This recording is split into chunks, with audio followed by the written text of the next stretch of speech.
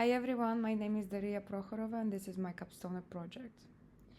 So I created the admin role to set up this project with MFA enabled and no active access keys. I set up 4 users admins that was necessary to create this project: EC2 provisioning, VPC provisioning, and security and compliance that has Cloud Trail full access and Cloud Watch full access. Then we have 2 VPCs in different seed ranges. As you can see, this is what's necessary for us to set the VPC peering connection without the overlapping of the seed range. Each of the VPCs have a private and public subnet. So public subnet has route table, local, so it can talk to other instances in the same VPC. This is the internet gateway that we attached and we created and attached here. And this is the destination for VPC peering that we also have a target of peering connection that we have set up and it is active. So we have here the requester VPC and acceptor VPC, and we did indeed accepted it. We have 2 internet gateways. We have 4 route tables. Each route we have 2 public and 2 private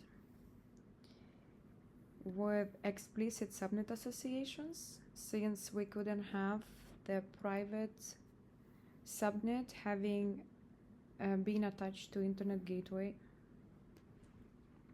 So the second VPC I actually set up through the AWS CLI. It's been quite a challenge, and I encountered many issues that I had to correct.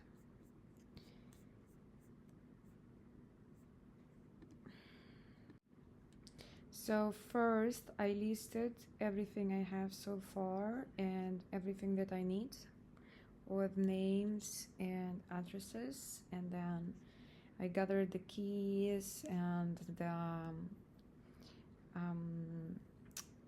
MEI that I will need. So this is how it looked. It worked just fine.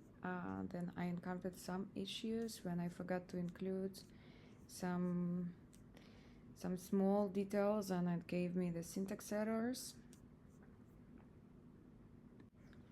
For example, here I was trying to launch the EC2 instance in the public subnet. I had gathered all necessary information, all the IDs and everything, and so I did not realize that I cannot reuse a security group from another VPC. So I went ahead and created security group, and then I had the error because it was a syntax error. So it's been quite a challenge, but after that I corrected everything and it worked. So let's go ahead and test our VPC peering connection.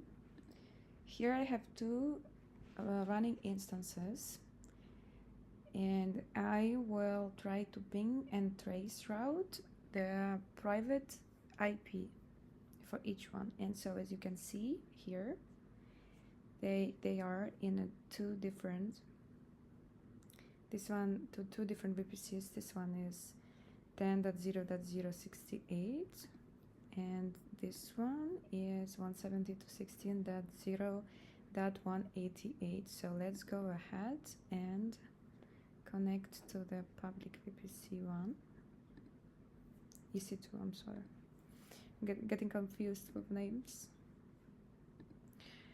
And let's have this ready. So let's ping and see if our VPC peering connection is actually working right now. And as we can see, it does work indeed. So let's terminate that. Then let's do the trace route.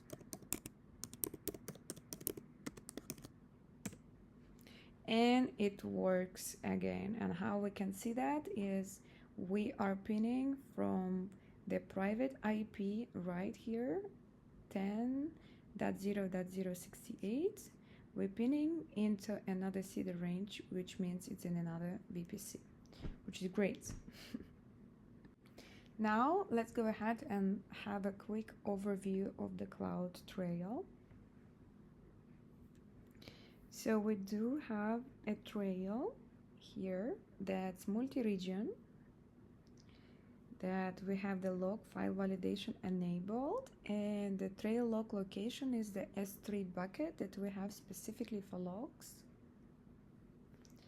And we can see that it's got all locations possible, and then by year, by months, and by the date we can see what was going on. We can see our logs right here. So I also enabled API activity write only, which means it's gonna be key events. I did not exclude these events and AP events for RDS. We have data events for S3, logging all events, inside events, IP call rate and IP error rate, and network activities. I also have anomaly detection in CloudWatch that's logging our anomalies.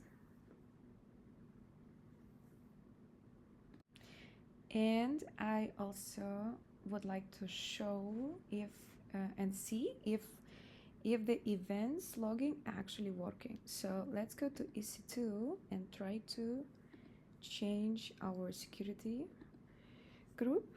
Let's add something perhaps.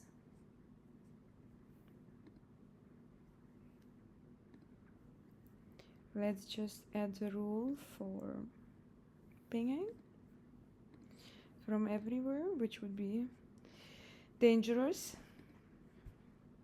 in normal setting. And then let's go back to CloudTrail and see if we have it in the event history.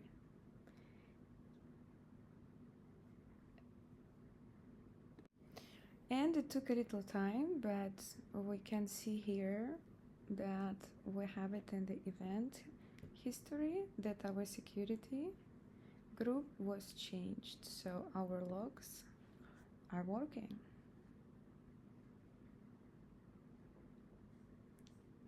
Thank you so much for your attention.